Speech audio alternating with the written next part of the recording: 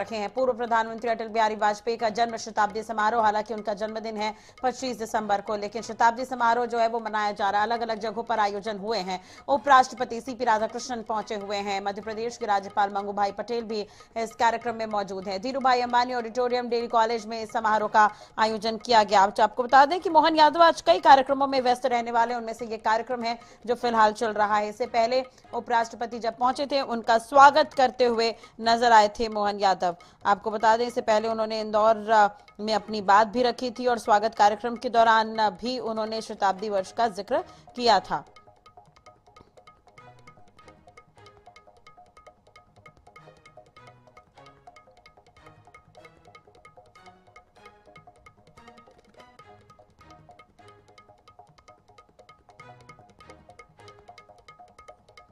तो ये तस्वीर हम आपको दिखा रहे हैं, स्वागत के कार्यक्रम की ये तस्वीरें हैं। और आपको ये भी जानकारी दे दें कि यहाँ पर इस कार्यक्रम का आयोजन शताब्दी वर्ष स्वर्गीय अटल बिहारी वाजपेयी के जन्म शताब्दी वर्ष के तौर पर मनाया जा रहा है। धीरू भाई अंबानी ऑडिटोरियम डेली कॉलेज में समारोह का आयोजन किया गया है। ये तस्वीर हम आपको दिखा रहे हैं। मुख्यमंत्री डॉक्टर मोहन यादव भी इस कार्यक्रम में मौजूद हैं। और आपको ये जानकारी दे दें कि मध्य प्रदेश के राज्यपाल मंगू भाई पटेल भी इस कार्यक्रम में मौजूद हैं। तो इंदौर में है डॉक्टर मोहन यादव। आपको बता दें कि कई कार्यक्रमों में आज वो शिरकत करने जा रहे हैं। उनमें से एक ये कार्यक्रम है जहां पर पहुंचे हुए हैं। तो मध्य प्रदेश के राज्यपाल भी इस कार्यक्रम में शामिल होने के लिए पहुंचे हुए हैं।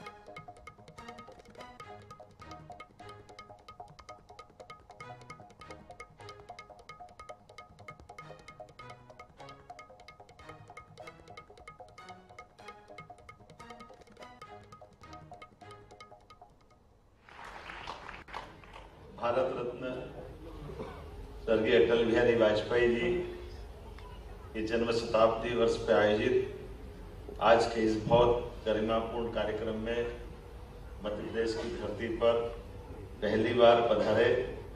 और ये महारानी अहिल्याबाई की धरती है, बाबा महाकाल है, दाएं तरफ हमारे ओंकारेश्वर धाम है। मैं अपनी ओर से मध्य सरकार से ओर से माननीय उपराष्ट्रपति महामहिम राधाकृष्णन जी का स्वागत करता हूँ, अभिनंदन करता हूँ। माननीय महामहिम राज्यपाल श्रीमद मंगू भाई पटेल साहब का आपका भी स्वागत, अभिनंदन। माननीय मंत्री श्रीमान कैलाश विजयवर्गीय जी, माननीय मंत्री श्रीमान तुलसीराम सिलावट जी, माननीय सांसद शंकर ललवानी जी, हम सबकी ताई आदरणीय ताई, आपका अभिनंदन। और महापौर पुष्पमित्र भार्गव जी, माला दीदी का तो स्नेह और उनका आज का जो चेहरे का आभा मंडल कार्यक्रम के साथ खिलता जा रहा आनंद अलग प्रकार से भी। आज सम्मानित होने वाले माननीय सुप्रसिद्ध कविवर और पूर्व विधायक माननीय सत्यनारायण सत्तन जी, डॉक्टर सत्यनारायण जेठिया जी, माननीय जगदाले जी, श्री संजय जगदाले जी, माननीय पराग शुक्ला जी, इस अवसर पर आमंत्रित सभी आगंतुक अतिथिगण, भाइयों बहनों, पत्रकार साथियों, सच में राष्ट्रनीति के शिखर पुरुष, राजनीति के अजात शत्रु और विचारों की दृढ़ता और भारतीय लोकतंत्र की मर्यादा के प्रति भारत रत्न अटल बिहारी वाजपेयी जी की स्मृति पे आयोजन, मैं आप सबका प्रणाम करता हूँ, आप सबको बधाई देता हूँ। इतना ये सुंदर आयोजन, हम सबका सौभाग्य। हम में से अधिकांश लोगों ने अटल जी को देखा भी, नई पीढ़ी के लिए जरूर थोड़ा सा गैप हुआ है, लेकिन सच में एक ऐसा व्यक्तित्व जिसने अपने जीवन के प्रत्येक क्षण में अपनी हर एक जगह, यद्यपि प्रारंभ में अटल जी ने अपनी संघ के प्रचारक के रूप में अपने जीवन की खुद की धारा तय की, और ये संघ का सौभाग्य, हम सबका सौभाग्य, संघ का 100वां शताब्दी वर्ष भी चल रहा है। तो हमारे प्रचारक को याद करके हम गौरवान्वित भी हो रहे हैं, जिसके लिए हमारे एक अलग एहसास से हम गुजर रहे हैं। और ऐसे भारत माता के चरणों में सत सत नमन करने वाले, अपने जीवन को होम करने वाले अटल जी, जिनने प्रचारक करके तो जीवन में अपना कदम बढ़ाया, लेकिन पत्रकार बन के भी राष्ट्र धर्म पांचजन्य इतने प्रकार से उनने अपने आप को, और लखनऊ से नानाजी देशमुख, ये तीनों ने अपनी जो जिस प्रकार से यात्रा प्रारंभ की, और अटल जी का उसके बाद का क्रम भी हम सब याद रखें कि अटल जी बाद में जनसंघ के जमाने से जनता पार्टी, भारतीय जनता पार्टी, हर काल हर युग में ऐसा लगता है कि हमारी राजनीतिक यात्रा वाली इस पार्टी में अगर अटल जी का थोड़ा सा स्थान एक तरफ करे तो ऐसा लगता है कि बहुत गैप हो जाएगा, बहुत कमी रह जाएगी।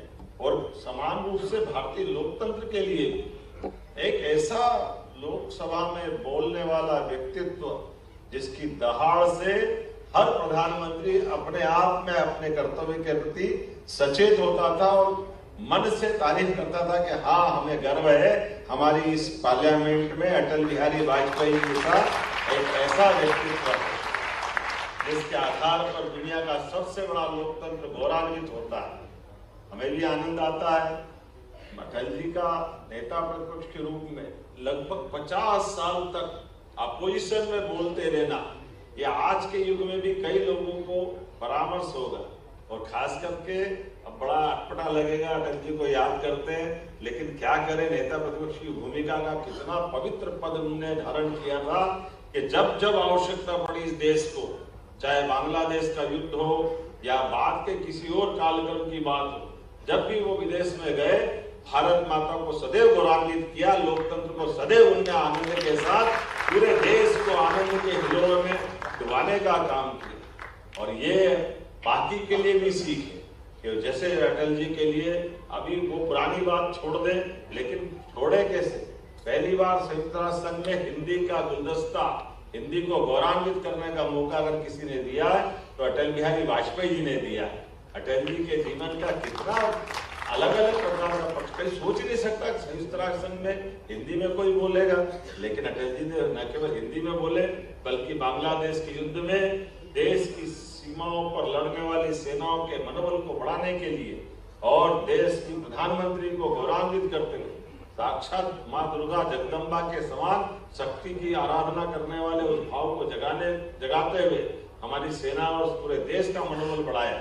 अब जब उनकी बात करते हैं तो आपातकाल के अंदर ऐसे पवित्र आत्मा और ऐसे लोकतंत्र के गला घोटने वाली घटना में बगैर संकोच आडवाणी जी के साथ अपनी जो कविताओं के माध्यम से, जिसके बारे में माननीय जेटली जी ने कह ही दिया, मैं दोहराऊंगा तो नहीं, लेकिन आज अपन उसको केवल याद करें, थोड़ा सा आगे बढ़ते थे कि 2 सांसद हो तब भी अपने दल के अंदर, तब भी अपने दल के विचारधारा पे प्रश्न खड़ा हो जाए तो वापस समान रूप से इतनी बड़ी पार्टी को खड़ा कर देना, यह हर एक किसकी बस की बात नहीं है। लेकिन अटल जी और उनके साथ सारे संघ के प्रचारकों के साथ जनता पार्टी से भारतीय जनता पार्टी की यात्रा कष्टकारी भी, और उस कष्ट के बाद जब राजीव गांधी जी की हत्या हो जाती तब तो और चुनौती होती है। केवल 2 सांसद हमारे बचते हैं, लेकिन चाहे 2 सांसद हो चाहे 100 सांसद हो, अटल जी रहे, हमें इस बात का आनंद है। अटल जी का युग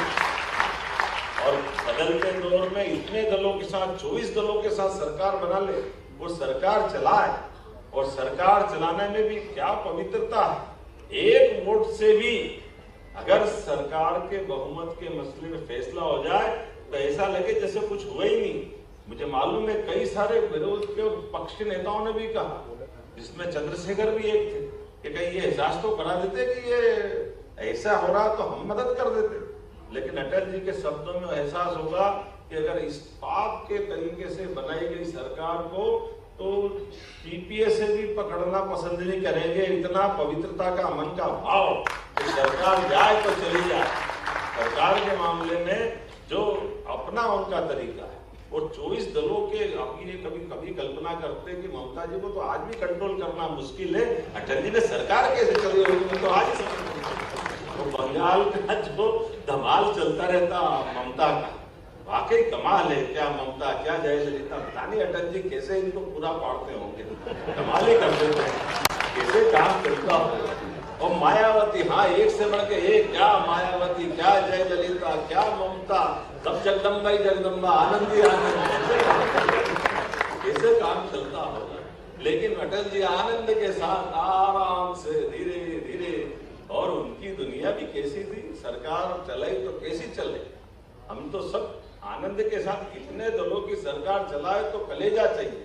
और सरकार चलाने में भी जिस प्रकार से उनने परमाणु बम के मसले पर निर्णय कराया और किया कि हाँ, भारत को शक्ति संपन्न होना चाहिए, भारत को स्वाभिमान के साथ जीने का अधिकार है, तो आनंद आता था। एक साथ नहीं फोड़े, रोज एक बम, आज एक बम फोड़ा, पूरा देश उछल गया, दूसरे दिन फिर दूसरा फोड़ दिया, लोगों ने कहा प्रतिबंध लगा देंगे, तो तीसरे दिन फिर फोड़ दिया, हमने कहा अब तो बिल्कुल बात नहीं करेंगे, चौथे दिन फिर फोड़ दिया।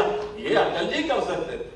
जितने चिड़ा चिड़ा के, मैं मालवी भाषा में अगर बोलूं तो इनको आदमी को थोड़ा खजवाने के काम की दृष्टि से, लेकिन देश के स्वाभिमान के लिए जो आनंद के साथ उन्होंने अपने लिए देश की धारा बनाने और सिखाई, वो हमको उस परमाणु बम की ताकत के साथ भारत को शक्ति संपन्न बनाने में जो योगदान उन्होंने दिया, और जो उनका वाक्य है कि सब बदल सकते, पड़ोसी नहीं बदल सकते, इतने प्रकार से प्रयास किए, ये अटल जी ही कर सकते थे। पाकिस्तान से भी कोई परेशानी नहीं। लेकिन अगर पाकिस्तान ने गड़बड़ी की है तो टाइगर हिल की लड़ाई को, एक एक दिन को याद करो, हमने न केवल टाइगर हिल में स्वाभिमान को बचाया, अपने देश की सीमाओं की रक्षा करके भी दुनिया में संदेश दिया। ये अटल जी ही कर सकते थे।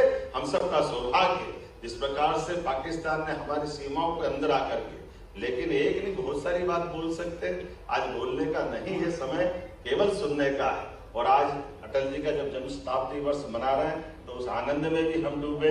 मुझे इस बात की प्रसन्नता, माननीय महामहिम, हमारे यहाँ 25 तारीख को जब जन्म शताब्दी वर्ष का समापन होगा, हमारी सरकार के गठन के बाद माननीय प्रधानमंत्री जी के आशीर्वाद के साथ हमने हमारे हर वर्ग के कल्याण के लिए, जो अटल जी का सपना था, इसलिए उनकी कविताओं के भाव में ध्यान में जाता है। कितने प्रकार से बोलते हैं, ऊंचे पहाड़ पर पेड़ नहीं लगते, पौधे नहीं उगते, ना घास जमती है सिर्फ बर्फ, जो कफन की तरह सफेद और मौत की तरह ठंडी होती है। खेलती उससे, बर्फ से क्या होता है ये अटल जी बताते हैं। खेलती है खिलखिलाती नदी, जिसका रूप धारण कर अपने भाग्य पर बर्फ बूंद बूंद रोती है। ये जो उनका भाव है कि हमारे ऊंचाई देने के मामले में भी हमारे जीवन में जब तक सब समाज को लिए साथ है, आगे है बढ़ते जाना, जब तक ये भाव नहीं आएगा, ना ऊंचे ही थे ना नीचे ही थे, समभाव से लोकतंत्र की इस आभा को बढ़ाने के लिए एक ऐसा व्यक्तित्व हमारे बीच से, खासकर हमको तो और हमारा आनंद डबल हो जाता है जब अटल जी के बारे में कहा जाता। तो अटल जी हमारे प्रदेश के हैं, मध्य प्रदेश के हैं, ग्वालियर से निकल करके दुनिया के अंदर में लोकतंत्र को उड़ान किया। आज उनके जन्म शताब्दी वर्ष मना रहे हैं तो उस आनंद में हम सराबोर हैं। और अटल जी की जन्म शताब्दी को हम इसीलिए उद्योग रोजगार वर्ष के समापन के अवसर पर एक ही दिन में माननीय गृह मंत्री जी के माध्यम से 25 तारीख को ग्वालियर से 2 लाख करोड़ से ज्यादा के उद्योगों के भूमि पूजन लोकार्पण अटल जी को समर्पित करने वाले हैं। हमने इस कार्यक्रम की रचना बनाई है, ये सच्ची श्रद्धांजलि अटल जी के लिए होगी। आज के इस अवसर पर पुनः मैं सभी महामहिम सहित सभी सम्मान्य अतिथियों का अभिनंदन करते हुए अपनी बात समाप्त करता हूँ। बहुत बहुत धन्यवाद। भारत माता की जय। निश्चय ही मोहन जी एक श्रेष्ठ नेतृत्व करता तो है ही, लेकिन जमीन से जुड़ा होना और लोक से जुड़ा होना, ये उनके उद्बोधनों में भी हम सब लोग अनुभव करते हैं। विशेष करके स्मरण कराया उन्होंने पोखरण के विस्फोट का, स्मरण कराया कारगिल के युद्ध का। केवल एक याद दिलाना चाहता हूं, हम सबको स्मरण में भी है कि जब व्हाइट हाउस से अमेरिका से फोन आया था अटल जी के पास कि पाकिस्तान संभवतः आप पर परमाणु अस्त्रों से हमला कर सकता है, अटल जी ने एक वाक्य कहा था अपने चिर परिचित अंदाज में कि हाँ, मैं अपने भारत के 1 या 2 राज्यों को कल तक नहीं रहेंगे ऐसा मान लेता हूं, लेकिन कल सूरज उगने के बाद इस विश्व के नक्शे पर पाकिस्तान नहीं रहेगा। और ये कहकर मुझे लगता है कि अटल जी का ओजस्वी तेजस्वी चेहरा था। अब मैं आमंत्रित कर रहा हूं श्रद्धेय राज्यपाल जी को, आदरणीय मंगू भाई पटेल को, देव दुर्लभ कार्यकर्ताओं की जिस श्रेणी में हम अटल जी को गिनते हैं, उसी टोली के एक वरेण्य सदस्य श्रद्धेय मंगू भाई पटेल भी रहे हैं। आदरणीय राज्यपाल जी,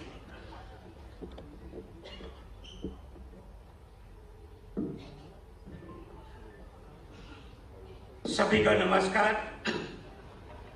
भारत रत्न स्वर्गीय श्री अटल बिहारी वाजपेयी जी के जन्म शताब्दी समारोह में अपने बीच उपस्थित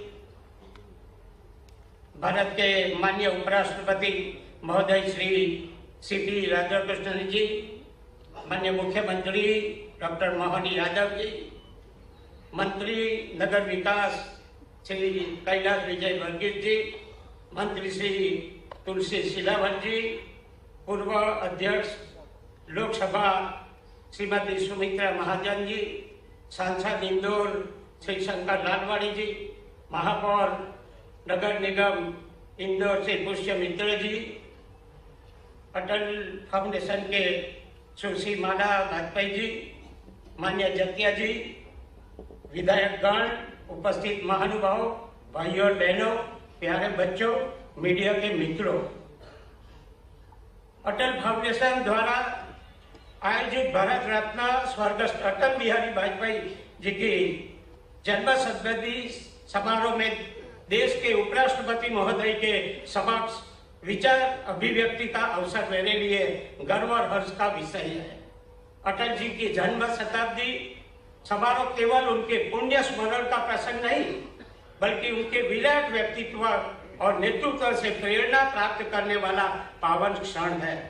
मैं बहुत भाग्यशाली हूँ कि जिन्हें प्रखर राष्ट्र नायक और जन जन की प्रेरणा स्रोत श्री श्रद्धेय अटल बिहारी वाजपेयी जी के सानिध्य में काम करने का अवसर मिला। मेरे अंतर्मन में उनकी स्मृतियां आज भी जीवंत है। उनके महान आभा मंडल में रहकर करीब से देखने का, समझने का, प्रेरित होने का विशेष लाभ मेरे को हुआ है। उन्हें कुछ शब्दों में समेटना संभव नहीं है कि वे एक विराट व्यक्तित्व, एक महाकाव्य थे। उनकी वाणी में ओज था जो जन समूह के ऊर्जा और राष्ट्र भाव जगाती थी। वे असंख्य कार्यकर्ताओं के लिए प्रकाश पुंज थे।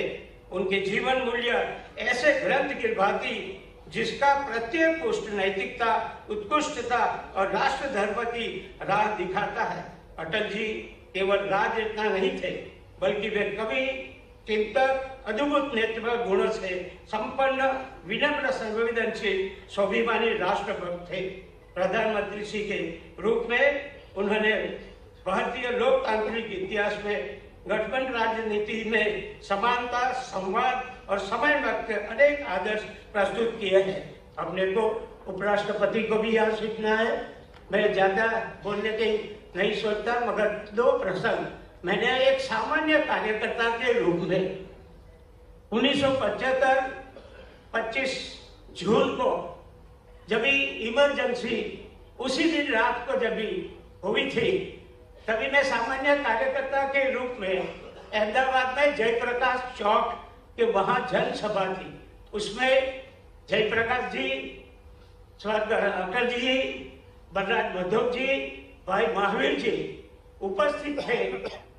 वाजपेयी जी को आने में देरी थी, मगर जब भी आए तभी एकदम पब्लिक उठे, हाँ हो गया। जयप्रकाश जी का भाषण चल रहा था, तो क्या है भैया? तो बोले कि वाजपेयी जी आ रहे हैं। हाँ वाजपेयी जी आ रहे हैं। जिसके मुंह में जयप्रकाश जी बोल रहे थे, जिसके मुंह में सरस्वती देवी बसी हुई है, वो वाजपेयी जी आ रहे हैं। ऐसे करके जयप्रकाश जी का संबोधन था। वास्तव में वाजपेयी जी के मुंह में सरस्वती देवी बसती हुई थी। हमने ये सभी में देखा भी है और सुना भी है और कई ने अनुभव भी किया है। दूसरी बात, एक देश के प्राइम मिनिस्टर का डेथ होता है, तभी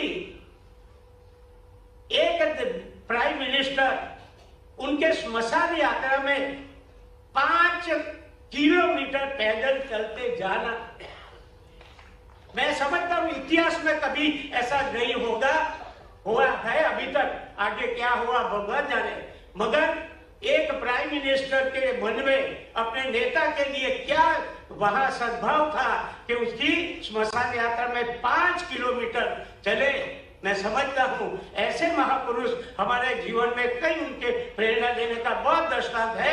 हमें उनमें से प्रेरणा लेकर स्वर्गस्थ अटल जी के जीवन में हम भी कुछ ऐसा 1% कुछ काम करें देश के लिए, समाज के लिए, तो मैं समझता हूं कि उन्हीं प्रेरणा से हम बने हैं।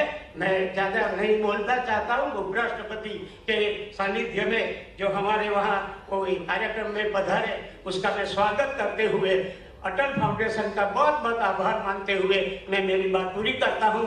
आभार। भारत माता की जय। बहुत बहुत धन्यवाद माननीय राज्यपाल जी। निश्चय ही उस मार्मिक क्षण को स्मरण करना भी हम सब लोगों को द्रवित कर देता है। श्रद्धेय अटल जी की उस अंतिम यात्रा के उस करुणिक दृश्य को हम आज भी अनुभव करते हैं तो लगता है कि सचमुच यह दिन देव ने क्यों दिखाया। निश्चय ही उनकी भावनाएं थी और मैं धन्यवाद देता हूं माननीय राज्यपाल जी को। माननीय उपराष्ट्रपति जी को हम सब आशीर्वचन प्राप्त करें उससे पूर्व हम सबका सौभाग्य है कि अटल फाउंडेशन को हमारी महामहिम राष्ट्रपति जी का शुभकामना संदेश भी प्राप्त हुआ है। मैं माला दीदी के चिरंजीव और प्रिय अनुज अभिषेक तिवारी जी को आमंत्रित कर रहा हूं कि वे राष्ट्रपति जी का वह शुभकामना संदेश वाचन करें।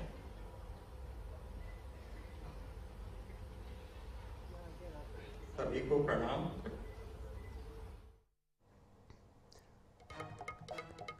तो इसी खबर पर ज्यादा जानकारी के लिए बात करेंगे। महेश मिश्रा हमारे साथ जुड़ गए फोन लाइन पर। महेश, आज मुख्यमंत्री कई कार्यक्रमों में व्यस्त रहने वाले हैं। इंदौर वो पहुंचे हुए हैं, महत्वपूर्ण कार्यक्रम चल रहा है, और भी क्या कुछ जानकारी है इस कार्यक्रम को लेकर?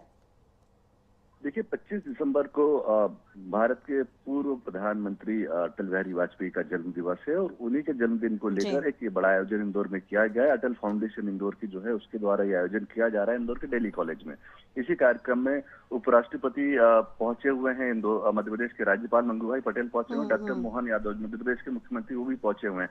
तो आज पूरा जो इंदौर में एक ही आयोजन था सीएम का, और इसी आयोजन के लिए सीएम यहाँ पहुंचे हैं और इसमें अटल बिहारी वाजपेयी जी से जुड़े उन तमाम संस्मरणों पे बातें हो रही हैं, उनसे जुड़े हुए जो लोग, और खास तौर पर जैसे कि अभी हमारे दर्शकों ने देखा कि इसके लिए दिल्ली से राष्ट्रपति महामहिम द्रौपदी मुर्मू आने वाली थी पर वो नहीं पहुंची। उनका यहाँ पे मैसेज पहुंचा है जिसका वाचन किया जा रहा है। साथ ही उपराष्ट्रपति जो है वो बहुत करीबी रहे हैं एक जमाने में अटल बिहारी वाजपेयी के। इनकी राजनीति का कैरियर शुरू जो हुआ था जब से लेकर अटल जी के अंतिम समय तक के उनके करीबियों में माना जाता है। और आज उन्होंने अपने संस्मरण भी कई अलग अलग जगह उन्होंने प्रकाशित करा। इसमें उन्होंने बताया था कि किस तरीके से एक अटल बिहारी वाजपेयी जैसा व्यक्तित्व ही था जो एक वोट के चलते और एक अपनी एक वोट को ना खरीदना है, एक नियति के चलते उन्होंने अपनी सरकार को जाने दिया था।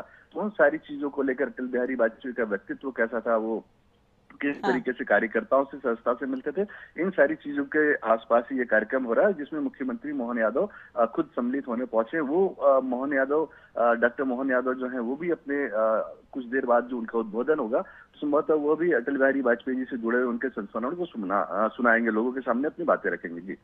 और इस कार्यक्रम के बाद क्या कुछ रहने वाला है शेड्यूल सीएम का, अगर जानकारी हो तो? देखिए, सीएम का जो शेड्यूल था तय शेड्यूल के तहत इंदौर में आज उनका सिर्फ एक ही कार्यक्रम है। भोपाल से बाय एयर इंदौर पहुंचे थे वो। इंदौर पहुंचने के बाद में सीधे इस आयोजन में पहुंचे जिसके पहले कालानी नगर चौराहे पे वो एक नाश्ते की दुकान पे रुके, आम लोगों से बात की, कुछ फोटो खिंचाया, नाश्ता किया। उसके बाद में अब इस आयोजन के बाद में राष्ट्रपति को, माफ कीजिए, उपराष्ट्रपति और राज्यपाल को दोनों को विदा करके इंदौर एयरपोर्ट से वापस वो भोपाल पहुंचेंगे। तो इंदौर में आज मुख्यमंत्री मोहन यादव का सिर्फ एक ही कार्यक्रम है जी। चलिए, बहुत बहुत शुक्रिया तमाम जानकारी और बातचीत के लिए आपका।